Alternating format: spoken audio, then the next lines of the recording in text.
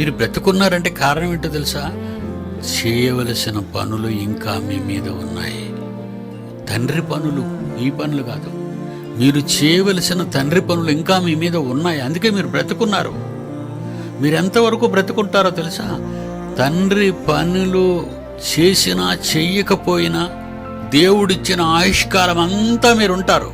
వ్రాయబడిన ఆయుష్కాలం వరకు మీరుంటారు. ఆ తర్వాత వెళ్ళిపోతారు. నేను ఇంకా చనిపోలేదని నువ్వు అనుకోవచ్చు. నేను ఎన్ని పాపాలు చేసినా, నేను ఎన్ని ఘోరాలు చేసినా, నేనెంత క్రూరంగా ప్రవర్తించినా, నేను తండ్రిని పట్టించుకోకపోయినా, నేను తండ్రి మాటలు వినటకు వెళ్ళకపోయినా, నేను ఎందుకున్నాను అని నువ్వు అనుకుంటున్నావు కదా. ఎందుకున్నావంటే నీకివ్వబడిన చివరి రోజు వరకు ఎప్పటికైనా నువ్వు మారతావనే ఆలోచనతో దేవుడు ముందు చూపుతో నిన్ను బ్రతికించుచున్నాడే తప్ప మరొక కారణం అంటూ ఏదీ లేదు.